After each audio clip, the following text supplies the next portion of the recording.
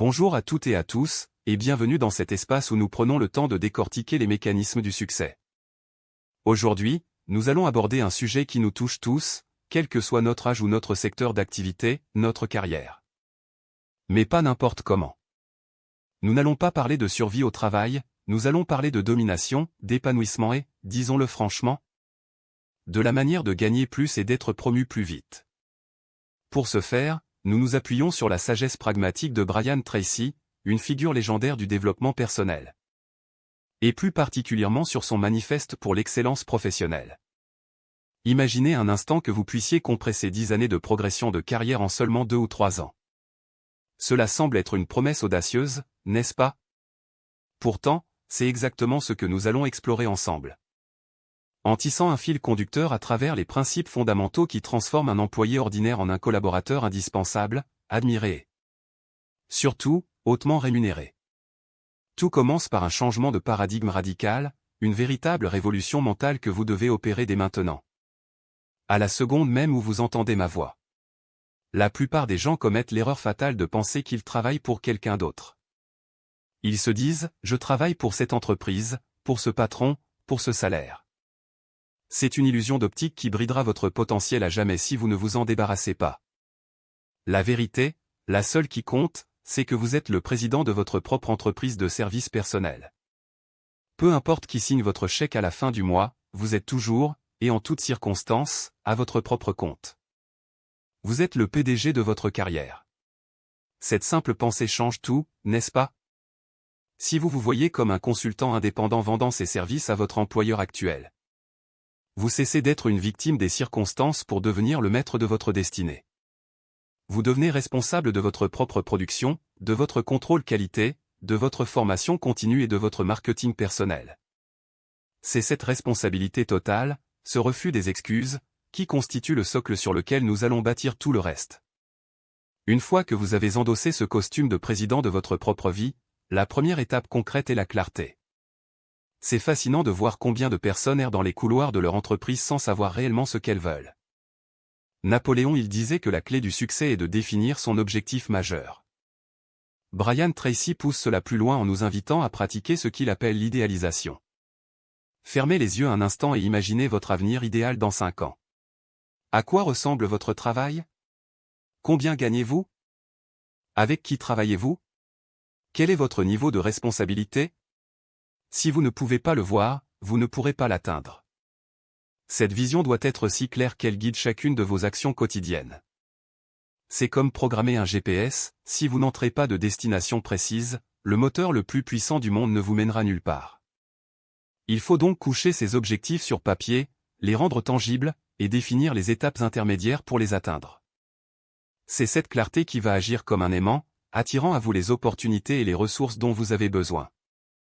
Cependant, avoir une vision ne suffit pas si vous naviguez sur un navire qui coule. C'est ici qu'intervient le choix stratégique de votre environnement. Il y a une réalité économique que nous ne pouvons ignorer, certaines industries sont en plein essor, propulsées par l'innovation et la demande. Tandis que d'autres sont sur le déclin. Votre talent, aussi grand soit-il, est comme une graine. Si vous la plantez dans un sol aride, elle ne germera pas. Vous devez donc faire preuve de discernement et choisir le bon endroit pour travailler. Cherchez les secteurs en croissance, les entreprises qui ont le vent en poupe. Là où les opportunités de promotion se créent naturellement par l'expansion de l'activité. Et au sein de cette entreprise, le choix de votre supérieur hiérarchique est tout aussi crucial. Votre patron n'est pas juste une figure d'autorité, c'est votre premier client, votre partenaire stratégique. Travailler pour un leader compétent, intègre et capable de vous mentoriser peut accélérer votre carrière de manière exponentielle. À l'inverse, un mauvais patron peut étouffer votre flamme. Il faut donc avoir le courage de choisir ses chefs avec autant de soin que l'on choisit ses amis. Maintenant que le décor est planté, parlons de vous, de l'acteur principal sur cette scène. L'un des atouts les plus sous-estimés dans le monde professionnel est l'attitude. Nous vivons dans un monde complexe, parfois difficile, et les entreprises cherchent désespérément des îlots de positivité. Développer une attitude positive n'est pas une question de naïveté, c'est une stratégie de survie et de conquête. Les gens aiment travailler avec ceux qui sont optimistes, souriants, et orientés vers les solutions. Si vous êtes celui ou celle qui reste calme dans la tempête, qui cherche le bon côté des choses quand tout va mal. Vous devenez naturellement un point de repère, un leader informel.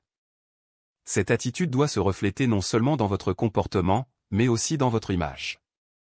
C'est un sujet parfois tabou, mais crucial, l'habit fait, en grande partie, le moine dans le monde de l'entreprise. Votre apparence et votre emballage. Avant même que vous n'ouvriez la bouche, votre tenue vestimentaire, votre posture.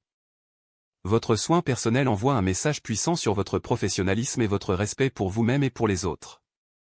Habillez-vous pour le poste que vous visez, pas pour celui que vous occupez. Créez une image de réussite, et les gens commenceront inconsciemment à vous associer à cette réussite. Mais attention, l'image sans la substance n'est qu'une coquille vide. Pour être promu, il faut délivrer, et délivrer massivement. Cela nous amène à la notion de travail sérieux et acharné. Il y a une statistique effrayante qui dit que la moyenne des gens ne travaille réellement qu'à 50% de leur capacité. Ils perdent du temps en bavardage, en pause café interminable, en navigation sur Internet. Si vous voulez sortir du lot, la méthode est simple, travaillez tout le temps que vous travaillez. Quand vous franchissez la porte du bureau, c'est comme le coup d'envoi d'un match. Ne gâchez pas une minute. Commencez 1 heure plus tôt, restez un peu plus tard, travaillez pendant l'heure du déjeuner si nécessaire. Ce n'est pas du présentéisme, c'est de l'intensité. En faisant cela, vous vous séparez instantanément de la masse. Vous devenez la personne sur qui on peut compter pour abattre du travail. Et pas n'importe quel travail. Il faut savoir se concentrer sur les tâches à haute valeur ajoutée. C'est la fameuse loi de Pareto, 20% de vos activités produisent 80% de vos résultats. Identifiez ces tâches cruciales, celles qui ont un impact direct sur le chiffre d'affaires ou les objectifs stratégiques de l'entreprise. Et consacrez-y toute votre énergie. Ne vous laissez pas distraire par les trivialités. Demandez-vous constamment, quelle est l'utilisation la plus précieuse de mon temps, là, tout de suite? En parlant de valeur ajoutée, il y a un moyen infaillible d'accélérer votre ascension, c'est de demander plus de responsabilités. C'est un geste rare. La plupart des gens fuient les responsabilités supplémentaires car ils y voient une charge. Vous devez y voir une opportunité en or. Allez voir votre patron et dites-lui, je veux aider davantage, donnez-moi plus de tâches. Portez-vous volontaire pour les projets que personne ne veut, pour les missions difficiles.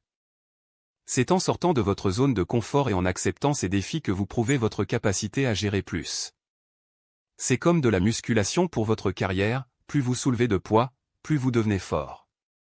Et lorsque vous acceptez une tâche, exécutez-la avec une rapidité fulgurante. La vitesse est une qualité qui impressionne. Développez un sentiment d'urgence. Quand on vous demande quelque chose, faites-le vite et faites-le bien. Cette réputation de rapidité et de fiabilité est un actif inestimable. On dira de vous, si tu veux que ce soit fait, donne-le à lui. C'est le plus beau compliment professionnel que vous puissiez recevoir. Mais ne nous y trompons pas, l'exécution ne fait pas tout. Il faut aussi savoir naviguer dans les eaux parfois troubles des problèmes quotidiens. Au lieu d'être celui qui signale les problèmes, soyez celui qui apporte les solutions. Les entreprises sont prêtes à payer très cher les résolveurs de problèmes. Quand une difficulté surgit, ne paniquez pas, ne cherchez pas de coupable. Basculez immédiatement en mode solution. Qu'est-ce qu'on fait maintenant? Quelle est la prochaine étape? Utilisez votre créativité. Nous avons tous un potentiel créatif immense qui sommeille en nous. La créativité, ce n'est pas seulement pour les artistes, c'est trouver une manière plus rapide, moins chère ou plus efficace de faire quelque chose. Une seule bonne idée pour améliorer un processus peut valoir son pesant d'or et attirer l'attention de la haute direction sur vous. Pensez constamment à l'innovation, à l'amélioration continue. Comment peut-on faire mieux? C'est cette curiosité qui maintient votre esprit alerte et votre profil attractif. Et puisque nous parlons de valeur, abordons le nerf de la guerre, la rentabilité. Une entreprise est une entité conçue pour générer du profit. Si vous voulez être bien payé, vous devez contribuer directement à ce profit. Comprenez comment votre entreprise gagne de l'argent. Cherchez des moyens d'augmenter les revenus ou de réduire les coûts. Traitez l'argent de l'entreprise avec le même respect et la même prudence que s'il s'agissait de votre propre argent.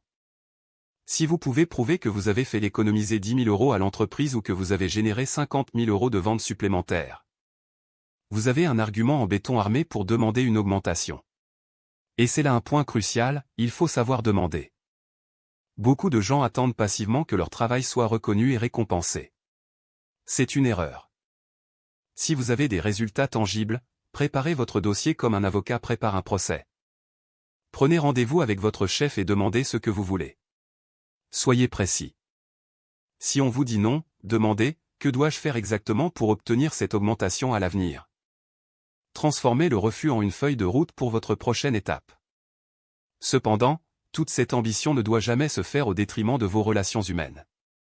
Le succès est un sport d'équipe. Vous avez besoin du soutien de vos collègues, de l'appui de vos supérieurs et de la loyauté de vos collaborateurs. Construisez des ponts, pas des murs. Soyez la personne qui aide, qui écoute, qui encourage.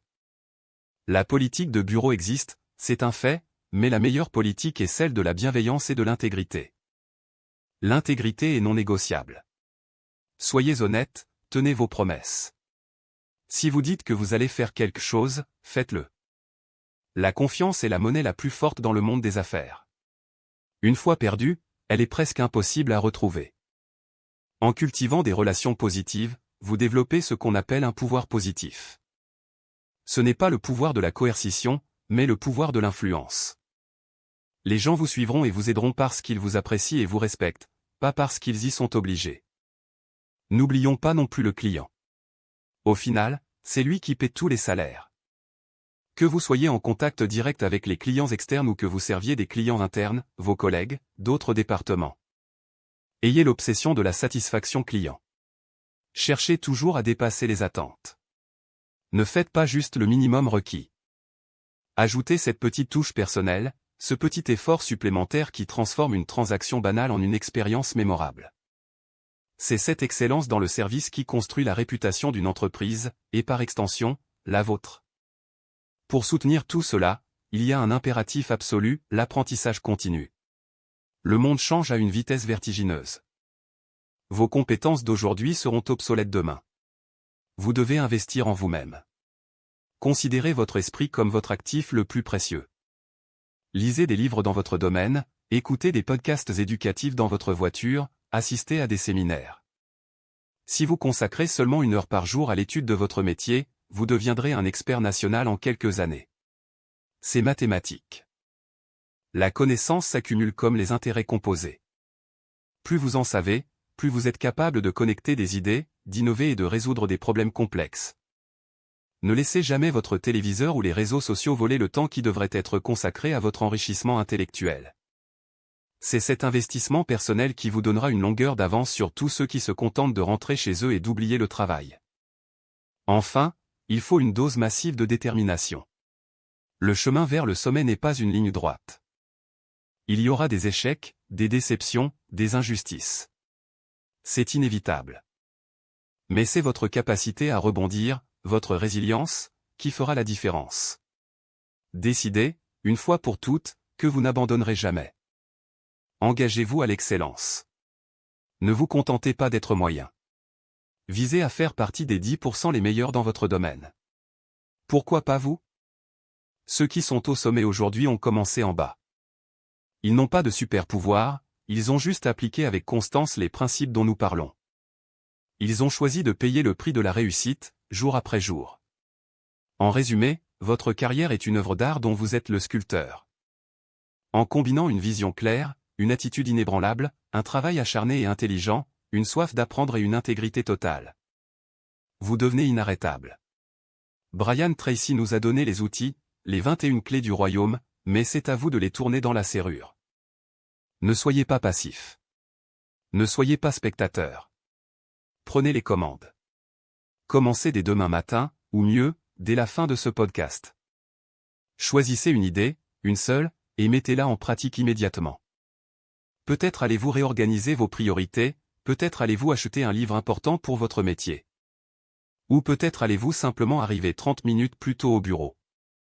Peu importe par où vous commencez, l'important est de créer ce mouvement, cette dynamique. Rappelez-vous que le futur appartient à ceux qui le préparent aujourd'hui. Vous avez en vous un potentiel immense, des talents qui ne demandent qu'à être exploités. Le marché du travail est une immense opportunité pour ceux qui décident de l'aborder avec professionnalisme et ambition. Alors, foncez. Soyez brillant, soyez utile, soyez indispensable. Votre succès ne dépend que de vous. Merci de m'avoir écouté, et je vous souhaite une carrière exceptionnelle, à la hauteur de vos rêves les plus fous. À très bientôt pour continuer à grandir ensemble.